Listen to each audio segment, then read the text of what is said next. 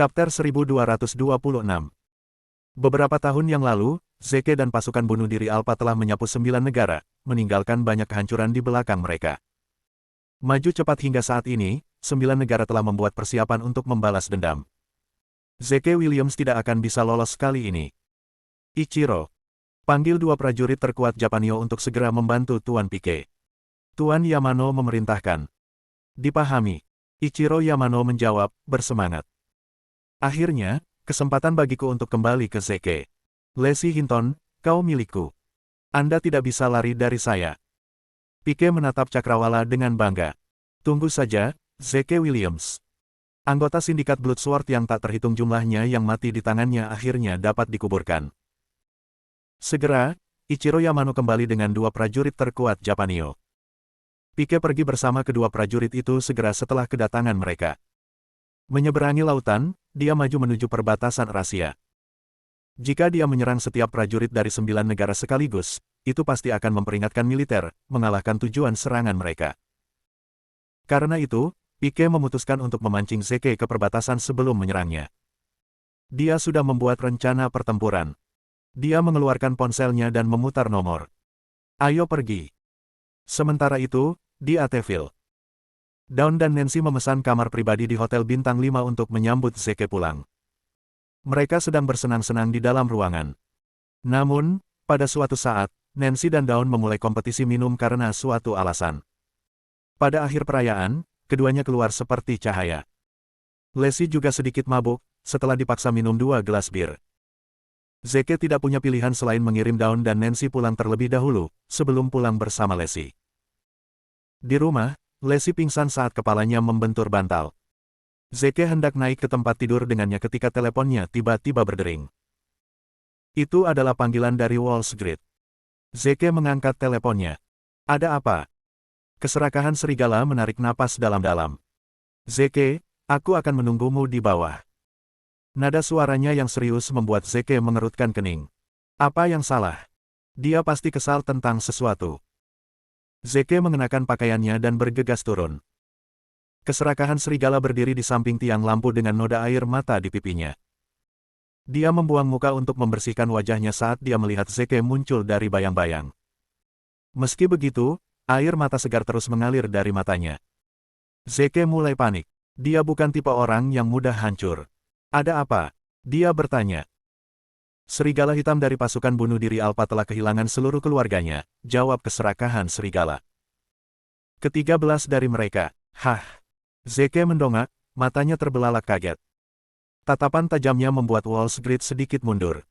Dia belum pernah melihat marsekal besar begitu marah sebelumnya. Kapan itu terjadi? Zeke bertanya, suaranya bergetar tak terkendali. Baru setengah jam yang lalu. Aku datang untuk menemukanmu begitu aku mendengarnya, jawab Wall Street. Pikiran Zeke kacau balau. Dia mencabut sebatang rokok dan menatap ke Cakrawala. Peristiwa masa lalu melintas di depan matanya. Black Wolf adalah anggota termuda dari Alpha Suicide Squad. Dia adalah seorang pejuang malam yang mengkhususkan diri dalam kamuflase, spionase dan mengumpulkan intel. Dia adalah pekerja biasa di siang hari, tetapi begitu malam tiba, dia akan berubah menjadi salah satu mata-mata terbaik Zeke yang berusaha menjaga perdamaian di Rahasia. Dia tidak pernah mengeluh tentang tugas melelahkan yang harus dia selesaikan, tidak peduli seberapa lelahnya dia. Selama bertahun-tahun, Zeke menahan diri untuk tidak menghubunginya untuk melindungi identitasnya, tetapi tampaknya usahanya sia-sia. Sama seperti itu, seluruh keluarganya pergi. Selidiki ini. Zeke memerintahkan, menggertakkan giginya. Temukan pembunuhnya dan buat dia mati dengan kematian yang mengerikan. Bab 1227. Saya sudah memerintahkan penyelidikan, Tuan, Wall Street menyampaikan. Namun, si pembunuh tampaknya memainkan permainan petak umpet yang rumit dengan kami. Kami tidak memiliki petunjuk apapun sampai sekarang. Jangan khawatir, Zeke.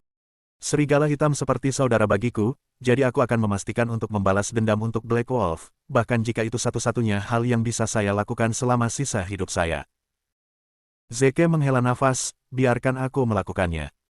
Kurasa si pembunuh tidak akan meninggalkan jejak remah roti untuk kita ikuti. Beritahu timmu untuk menutup tempat itu dan menyimpan semua bukti. Ya Pak, keserakahan serigala memberi hormat. Zeke naik helikopter militer dan langsung menuju perbatasan timur. Serigala hitam hidup dalam penyamaran di tepi timur Rahasia. Dia menyebut dirinya Clyde Horan dan menghabiskan sebagian besar waktunya di sebuah pondok kecil di dekat perbatasan. Pekerjaan sehari-harinya adalah bekerja keras di bawah terik matahari di pelabuhan, dan ke-13 anggota keluarganya tinggal berdesakan bersama, di sebuah rumah kumuh. Mereka sama sekali tidak kaya, tetapi mereka menjaga tempat tinggal mereka tetap bersih. Sebuah bendera merah berdiri di tengah ruang tamu, dan itu adalah satu-satunya motivasi bagi Black Wolf untuk terus maju. Zeke memberi hormat pada bendera dan memasukkan 3 batang rokok ke celah di antara ubin di lantai. Hanya ini yang bisa kuberikan padamu, untuk saat ini, kawan, dia mengumumkan. Aku akan membawakanmu kepala si pembunuh begitu aku menangkapnya. Setelah itu, dia berjalan ke TKP.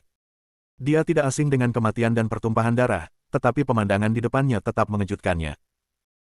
Dia memarahi dirinya sendiri karena tidak menyadari bahwa ada sesuatu yang salah sebelumnya.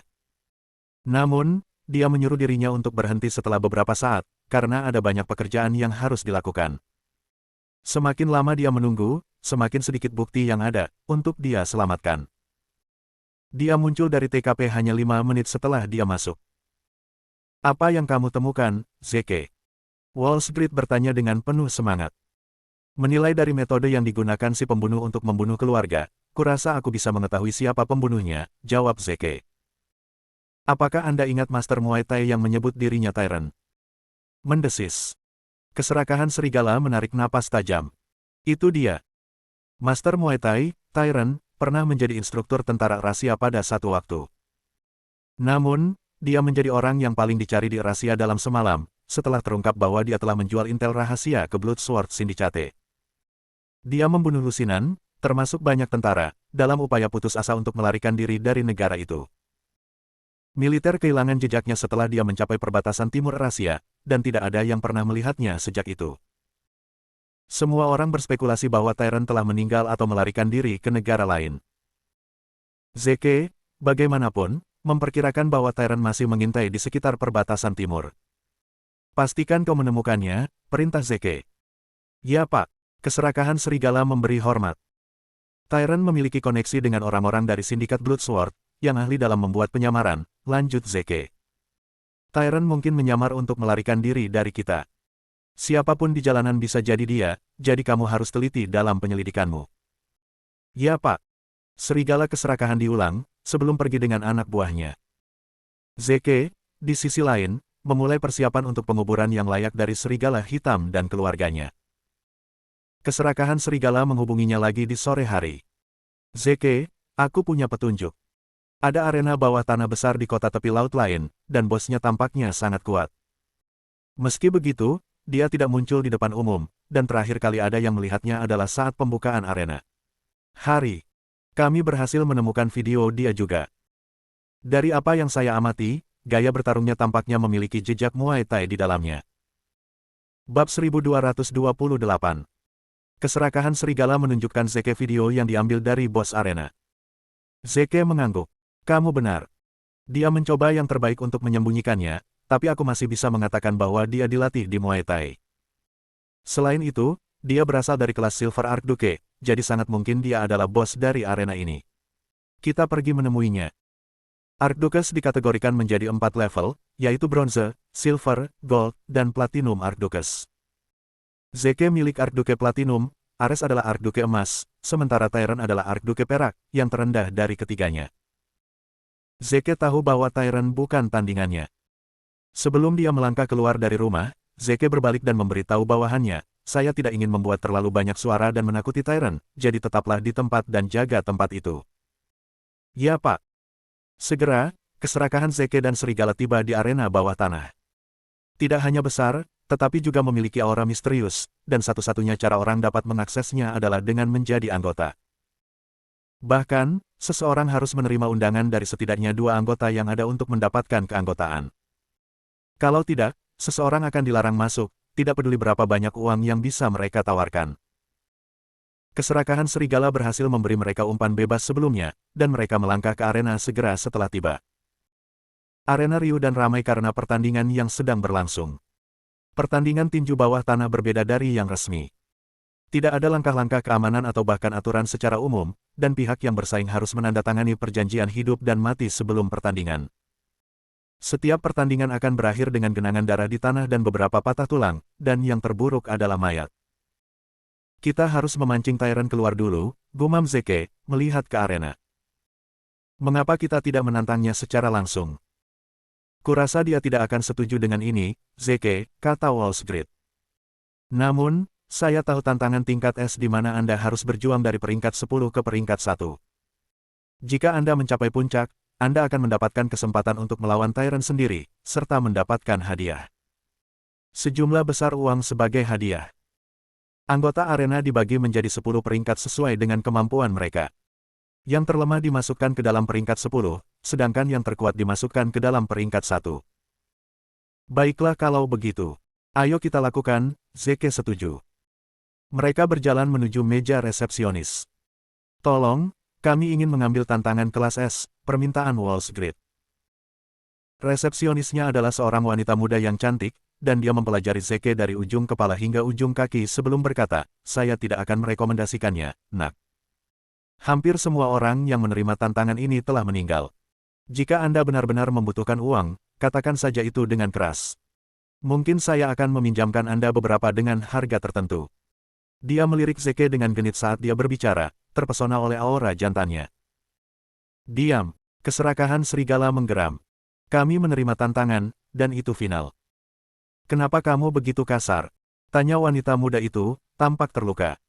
Jangan khawatir, aku akan membawa pulang mayatmu dengan imbalan uang. Hidup atau mati, kamu masih sama bagiku. Betapa cabul! Teriak keserakahan serigala. Wanita muda itu memasukkan data mereka ke dalam sistem dan mengumumkan, pergilah ke belakang panggung dan bersiaplah. Kami akan menyiapkan arena untukmu. Keserakahan Zeke dan serigala mundur ke belakang panggung seperti yang diperintahkan. Wanita muda itu mendekati manajer arena dan memberitahunya tentang tantangan Zeke yang akan datang. Dia memberinya tatapan menggoda dan berkata, biarkan dia hidup. Aku suka aroma hatinya. Dia menjilat bibirnya saat mengatakan itu. Saya tidak sabar untuk menggigit hatinya. Manajer itu menggigil mendengar kata-katanya. Bab 1229. Wanita muda itu cantik di luar tetapi keji di dalam. Dia memiliki jimat untuk memakan hati pria. Dia akan menggunakan penampilannya untuk menarik pria dan tidur dengan mereka, sebelum membuat lubang di dada mereka dan berpesta di hati mereka. Manajer menjaga jarak darinya setiap saat. Setelah pertandingan yang dijadwalkan selesai, para penonton mulai keluar, tetapi manajer tiba-tiba memanggil mereka, semuanya, bolehkah saya meminta perhatian Anda, tolong. Seseorang ingin mengambil tantangan kelas S kami, dan Anda diundang kembali untuk menonton. Para penonton segera berbalik, tampak bersemangat. Terakhir kali seseorang mengambil tantangan kelas S adalah setengah tahun yang lalu, dan itu jauh lebih menghibur daripada pertandingan reguler yang dijadwalkan. Akan sangat bodoh bagi mereka untuk melewatkan kesempatan ini. Setiap tantangan tingkat S akan selalu berakhir dengan kematian seseorang, baik itu salah satu petarung di klub atau penantangnya. Mereka sangat ingin mencari tahu siapa yang akan menjadi korban kematian hari itu. Tanpa basa-basi lagi, silakan sambut penantang ke arena. Manajer mengumumkan. Zeke melangkah ke arena dengan tenang. Kerumunan terkejut melihatnya. Lihat dia. Dia sangat kurus. Bahkan petarung terberat dan terkuat telah mati di tengah tantangan. Saya tidak berpikir dia akan melewati peringkat 8. Aku seharusnya pergi setelah pertandingan yang dijadwalkan. Zeke menyeringai dingin. Betapa bodohnya. Menilai kekuatan seseorang menggunakan tinggi dan berat badan mereka adalah metode yang ketinggalan zaman. Orang bodoh yang berpikiran sederhana. Tolong sambut petarung peringkat 10. Manajer melanjutkan. Petarung peringkat 10 adalah yang terlemah di klub, meskipun mereka sama sekali tidak lemah secara objektif. Mereka bisa dengan mudah memenangkan pertarungan melawan sekelompok massa di luar klub. Bahkan petarung terlemah di klub jauh lebih besar dan lebih berat dari Zeke. Dia mengatupkan kedua tangannya untuk menyambut Zeke, semoga kita bisa bertarung dengan baik. Aku akan menyelamatkan hidupmu jika kamu menyerah sekarang, Zeke mengumumkan. Apa? Pejuang itu menjadi marah. Kenapa dia menyuruhku menyerah tanpa perlawanan? Apakah dia memandang rendah saya? Sungguh sebuah penghinaan. Tunggu saja, bajingan kecil. Dia berteriak saat dia menyerang Zeke dengan kecepatan penuh. Zeke hanya berdiri, terpaku di tempat, dengan tangan di belakang punggungnya. Seolah-olah dia tidak punya niat untuk melawan. Penonton menghela nafas saat petarung mendekati Zeke. Dia pasti akan tersingkir dari arena. Pertarungan baru saja dimulai. Apakah sudah akan berakhir? Namun, beberapa detik berikutnya mengguncang penonton sampai ke inti mereka. Petarung itu memekik berhenti, hanya beberapa inci dari Zeke saat dia perlahan jatuh ke tanah, hidung dan dagunya berdarah. Zeke, bagaimanapun, tidak terluka dan masih berdiri, seolah-olah tidak ada yang terjadi. Apa yang sedang terjadi? Kenapa dia pingsan begitu saja? Apa yang terjadi dengan hidungnya? Apakah dia bahkan melakukan sesuatu? Tunggu, ada yang salah. Apa kau melihat tangannya? Tadi ada di belakang punggungnya, tapi sekarang, tangan kanannya ada di sampingnya. Apakah dia baru saja memukulnya? Kecepatan kilat macam apa itu? Bagaimana mungkin secara manusiawi? Aku bahkan tidak melihat apa-apa. Dia kuat, haha. Akhirnya, sesuatu yang menghibur. Wasit mengambil napas dalam-dalam untuk menenangkan diri sebelum berjalan ke sisi petarung. 3-2-1. Zeke Williams memenangkan babak ini. Pertandingan berlanjut. Petarung peringkat 10 dibawa keluar dari ring, dan petarung peringkat 9 masuk, gemetar seluruh. Bab 1230. Apakah Anda mendengar apa yang saya katakan kepada petarung peringkat 10 sebelumnya? Tanya Zeke. Itu juga berlaku untukmu. Petarung peringkat 9 membungkuk padanya dan mengakui, saya mengaku kalah. Kerumunan tersentak serentak. Tidak ada yang pernah menyerah tanpa perlawanan. Zeke telah mengintimidasi lawan-lawannya untuk kebobolan. Setelah itu, petarung peringkat 8, peringkat 7, dan peringkat 6 semuanya mundur tanpa perlawanan. Petarung peringkat 5, bagaimanapun, memutuskan untuk mengakhiri penghinaan. Zeke Williams, Anda layak untuk menyaksikan kekuatan saya yang sebenarnya, dia mengumumkan. Zeke mengerutkan kening. Kau tidak akan menyerah. Permintaan maaf, jawab petarung peringkat 5. Kata menyerah tidak ada dalam kamusku. Lagi pula, kamu tidak berhak menyuruhku menyerah. Kamu mungkin lebih kuat dari para pemula, tapi kamu tidak ada apa-apanya dibandingkan dengan master sejati. Ada celah yang sangat besar antara kemampuan petarung peringkat 6 dan peringkat 5, loh. Cukup, bentak Zeke. Aku tidak punya waktu untuk ini. Suruh semua orang keluar. Aku akan berurusan dengan kalian semua sekaligus. Mendesis. Petarung peringkat 5 menggeram padanya, lubang hidungnya melebar. Apakah Anda tidak mendengar apa yang saya katakan? Peringkat penting di sini. Anda tidak bisa mengabaikannya begitu saja, hanya karena Anda tidak punya waktu. Mengapa Anda menyuruh yang lain untuk keluar juga? Anda pasti meremehkan kami. Mati, bajingan, teriak petarung peringkat 5, berlari ke depan. Namun, Zeke terus berdiri diam di tengah arena. Petarung peringkat 5 membeku hanya beberapa inci di depan Zeke dan jatuh ke tanah seperti batu, hidungnya patah dan muncrat darah. Dia telah mengalami nasib yang sama dengan petarung peringkat 10 sebelumnya. Mendesis. Wah! Para penonton melompat kaget. Petarung peringkat 5 termasuk petarung paling andal di klub, namun petarung yang berhadapan dengan Zeke jatuh dalam hitungan detik, seolah-olah dia adalah selembar kertas tipis. Jelas bahwa Zeke adalah kekuatan yang harus diperhitungkan. Kerumunan meraung dalam kegembiraan. Itu adalah pertarungan paling menghibur yang pernah mereka temui selama berabad-abad. Wasit menghela nafas, peringkat 5, turun. Tolong sambut kontestan dari peringkat 4. Petarung peringkat 4 melangkah ke atas ring dengan ekspresi muram. Dia tahu bahwa dia bukan tandingan Zeke. Tuan, apakah Anda serius dengan pernyataan Anda sebelumnya? Tanyanya pada Zeke. Yang tentang membuat para pejuang lainnya menghadapimu sekaligus. Tentu saja, jawab Zeke. Wasit. Saya ingin meminta petarung peringkat 3, peringkat 2, dan peringkat 1 untuk bergabung dengan saya di arena melawan Tuan Williams, teriak petarung peringkat 4 itu. Disetujui, jawab wasit. Silakan sambut petarung peringkat 3, peringkat 2, dan peringkat 1 ke dalam arena. Manajer agak khawatir juga. Arena belum pernah melihat penghinaan seperti itu, sejak didirikan. Kita akan menjadi lelucon abad ini jika ada yang mendapat kabar bahwa kita harus mengirim 3 orang hanya untuk mengalahkan 1 orang. Apakah Zeke Williams ini di sini untuk mengambil alih tempat itu? Wanita muda di meja resepsionis mengerucutkan bibirnya erat-erat. Dia jauh lebih baik dari yang kuduga. Itu hanya bisa berarti bahwa hatinya akan menjadi lesat. Saya menggalinya, bahkan jika itu berarti melibatkan bos. Dia mengambil napas dalam-dalam dan berjalan menuju kantor, mencari bos arena. Segera, para pejuang yang tersisa berkumpul di atas ring. Kalian berempat akan berhadapan melawan Zeke Williams bersama-sama, kata wasit. Ada keberatan. Saya keberatan. Teriak petarung peringkat 1 Don Kekong. Melebihi jumlah dan kekuatan bukanlah sesuatu yang akan saya setujui. Saya tidak akan berpartisipasi dalam pertarungan tim. Dia menoleh ketiga petarung lainnya. Kalian bertiga bisa maju.